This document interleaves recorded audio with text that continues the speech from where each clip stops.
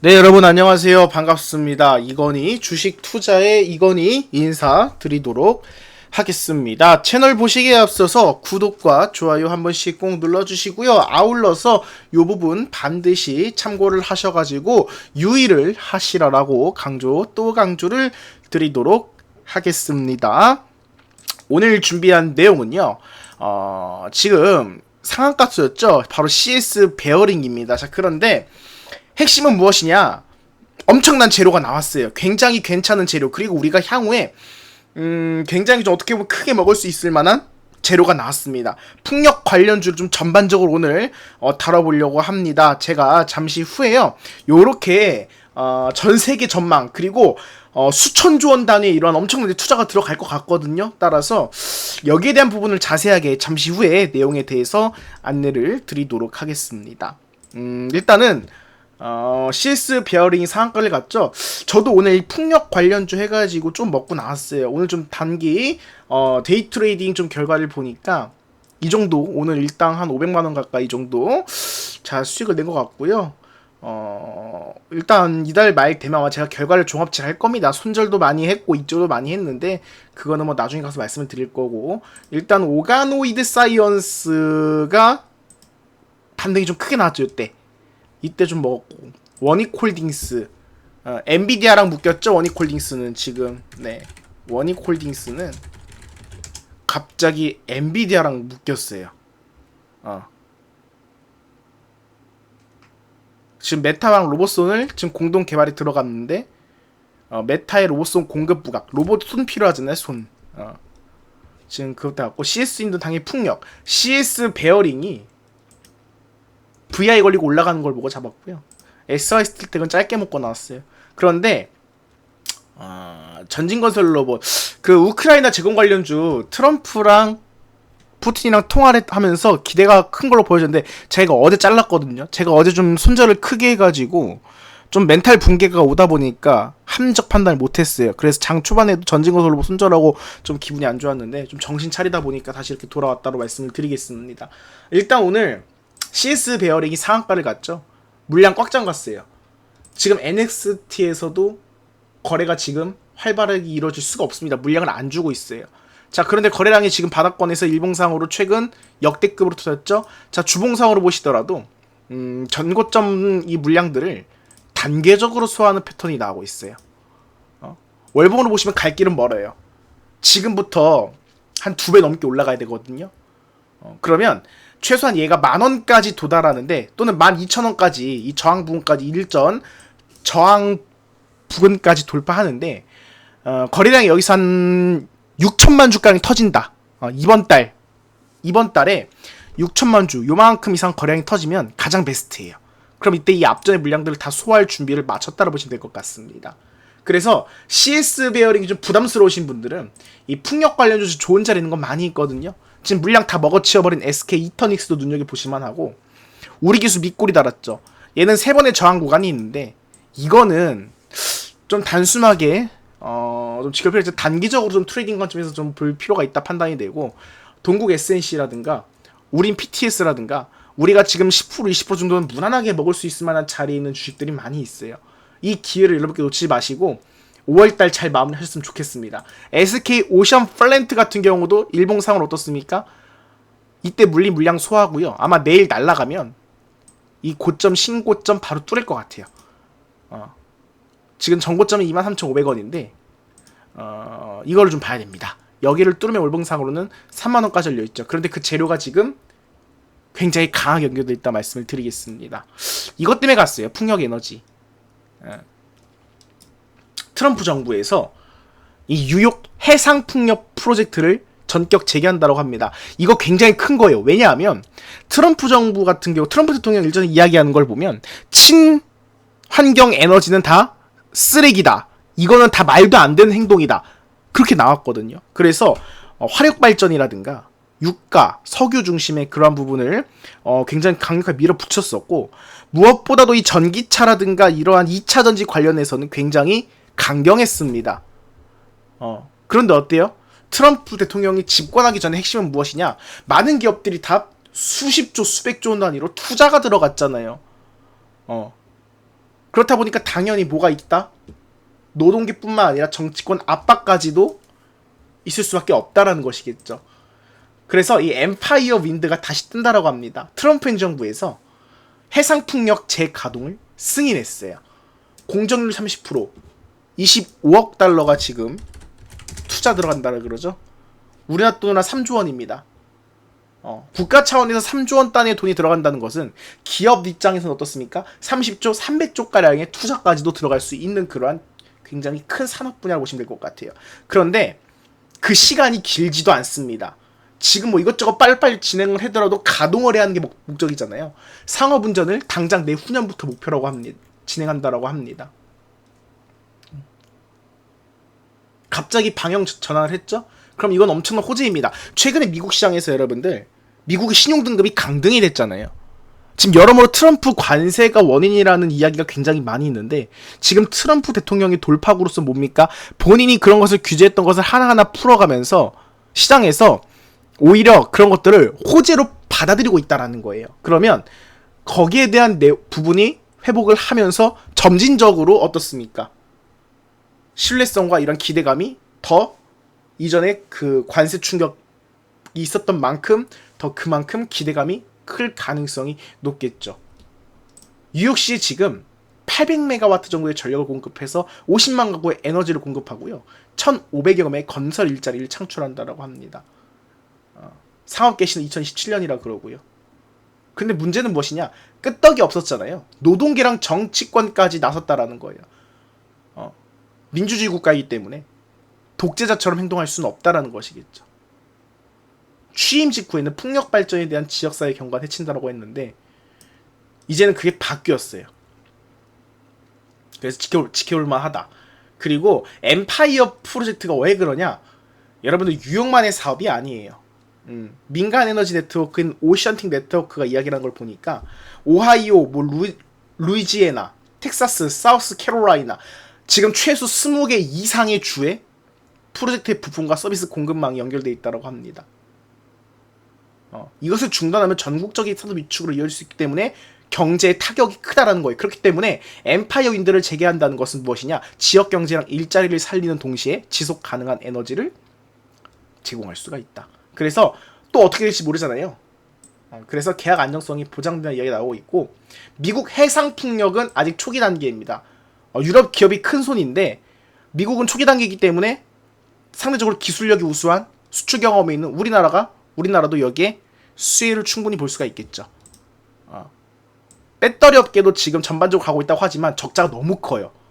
그래서 IRA 관련해서는 신재생 이쪽이 굉장히 주목받을 수가 있다. 왜냐하면 에너지는 사람들이 우리 일상에 쓸 수밖에 없잖아요. 그런데 자동차는 선택권이 있다는 겁니다. 그래서 배터리 쪽은 좀 불확실성이 있고 아직까지는. 그래서 풍력은 지금이 기회다 라고 강조를 드릴게요. 좋은 자리는 거 많이 있습니다. SK이터닉스 물량 소화 잘하고 있어요. 두산 에너빌리티도 원전타워 계속 가고 있죠. 외인기관 계속 물량 쓸어 담고 있어요. 이거는 무엇이냐? 지금 연봉상으로 봤을 때 두산 에너빌리티는 10년 대바닥을 탈출하고 있어요. 지금 100% 올라서 고점이다? 자, 그런데 요 물량을 보세요. 어마어마하죠. 상향 매집입니다. 그래서 5만원까지 4만원, 5만원을 무난하게 갈 수 있는 그러한 부분이 충분하다는 거예요. 그렇게 가도 시가총액 30조 원, 40조 원대 기록을 하겠죠. 뭐 삼양식품이라든가 하나 에어로스페이스가 그렇게 갈 줄 몰랐을 거예요. 아무튼 LS 에코에너지라든가 여러분들 동종 섹터 내에서 상대적으로 덜 갔는데 차근차근 물량 소화를 하고 우리가 물려도 부담 없는 자리에 있는 주식들이 많이 있어요. 단 이거는 여러분들께서 몰빵이 아니라 항상 말씀드리지만 분할 매수를 해야 된다라는, 아무리 좋은 테마여도 분할 매수를 반드시 하셔야 된다라는 말씀을 드리겠습니다. 이렇게 빠진 것들 말고, 스웨덴 것들 말고, 이렇게 지금 한 2%에서 오늘 5%가 반응한 주식들 중심으로 눈여겨보시면 좋은 결과가 있지 않을까. 이렇게 좀 말씀을 드리겠습니다. 이렇게 좀 말씀을 드리면서요, 오늘 준비한 내용도 살펴봐야겠죠. 왜 그렇다라면 풍력이냐? 왜 돈이 되냐? 오늘 CS 베어링이 상한가에 들어갔어요. 그리고 금양그린파워 그 물량 꼬리 달렸었는데 반등 나왔고요. CS 윈드, 두산 에너빌리티 다 잘 가고 있어요. 핵심은 무엇이냐? 단순한 단기 테마가 아니라 이 글로벌 신재생에너지 전환 흐름 속에서 실제 수주, 정책 수혜, 산업 트렌드 변화가 동시에 작용하고 있기 때문이라고 보시면 될 것 같습니다.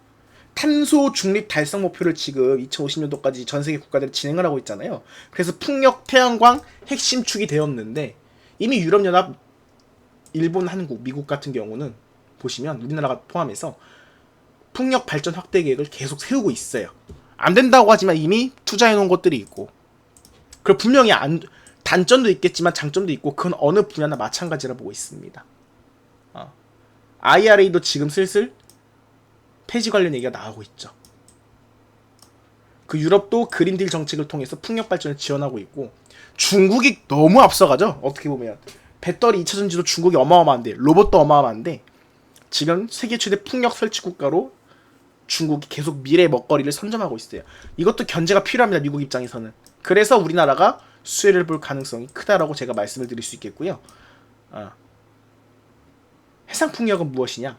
장기적으로 수천조 원의 시장이 열릴 전망이라고 합니다. 왜냐? 육상풍력의 단점은 뭐예요? 부지 문제가도 있고 주민 반발도 굉장히 크기 때문에 성장의 한계가 있어요. 하지만 해상풍력은 장기적으로 수천조 원의 시장이 열릴 전망이라는 점을 참고하시면 되겠습니다. 우리나라 대표 기업들 4개라 보시면 될 것 같아요. CS 베어링, CS 윈드 대장입니다. 그리고 CS 베어링의 최대 주주가 누굽니까? CS 윈드예요. 지분을 몇 프로 보유하고 있어요? CS 베어링 절반 넘게 53%. 그래서 CS 윈드는 시총이 크잖아요. CS 베어링은 이제 2천억대이기 때문에 주가가 더 변동성 있게 움직인다고 보시면 될 것 같습니다. 얘네랑 거래요. GE. 이게 가장 큽니다. 이미 글로벌 고객사를 확보해서 풍력 터빈용 메인 샤프트를 공급하고 있어요. CS 윈드는 가장 중요한 보다 타워를 제작하고 있고 글로벌 점유율 1등입니다. 수출 중심이에요. 그러면 해외 수요가 계속해서 올라간다고 한다면 역시나 수혜를 받을 건보다 CS 윈드라는 거예요. 그래서 자금대가 조금 있거나 비중을 조금 태워야겠다고 생각을 하시면 오히려 변동성 있는 이런 투자를 좋아하지 않으신 분들, 특히나 자금대가 좀 약간 여력이 있으신 분들은 CS 윈드를 많이 노리시겠죠. 왜냐? 기관이랑 외국인들도 차근차근 매수를 할 가능성이 높기 때문에 외국인 연일 팔았지만 기관들, 연기금 계속 사고 있어요. 외국인들은 모르겠죠. 이들은 워낙 국내 시장에선 장기 투자보단 단기 투자 관점으로 가는 게 최근의 트렌드니까 언제든 들어올 수 있다는 겁니다. 해당 부분도 참고하시면 될 것 같고요. 그리고 유니스는 풍력 발전을 제조하고 있어요. 국내 최초 풍력 기업. 수주를 일단은 해야 됩니다. 얘는 두산 에너빌리티는 다 묶였죠. 그냥 미래에 필요한 건 다 묶여 있습니다. 원전, 풍력, 신재생, 터빈을 공급하기 때문에.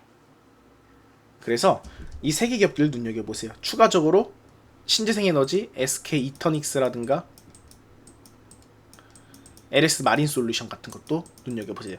그리고 변동성 있는 투자를 좋아하신다. SDN이라든가 금양 그린파워도 금양이란 말을 들어가면 사람들이 안 좋아하시는데 다릅니다. 금양 그린파워 이것도 눈여겨보세요. 신재생에너지 산업의 세계 트렌드를 보시면 일단 전 세계적으로 2023 기준으로는 전체 에너지 신규 소비의 80% 이상이 재생에너지였어요. 그런데 그중 풍력 자체가 태양광과 함께 가장 중요한 축을 차지한다고 합니다.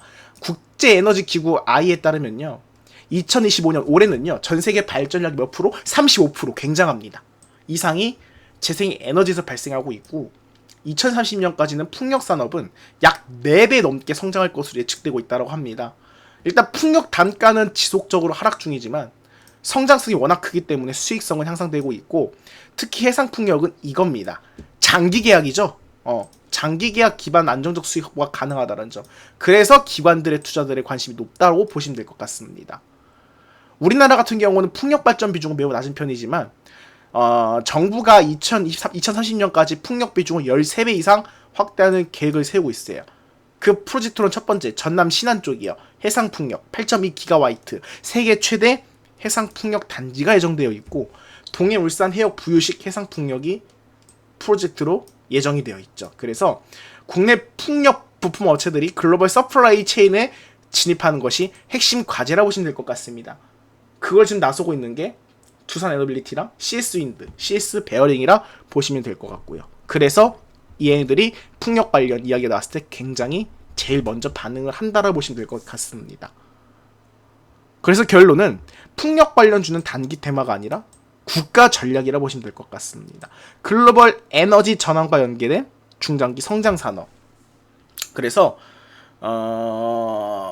기술 개발이랑 생산 설비 경쟁에 앞서는 기업들이 향후 수년간 주도주로 부상할 가능성이 높다고 보시면 될 것 같습니다. 그래서 지금 여러분께서 주목하셔야 될 부분은 실적이 뒷받침되는 풍력 핵심 부품 기업들 눈여겨보시고요. 글로벌 고객사가 확보가 되어 있느냐 없느냐 굉장히 중요합니다. 그게 뭐다? CS 윈드, CS 베어링이라 보시면 될 것 같고요.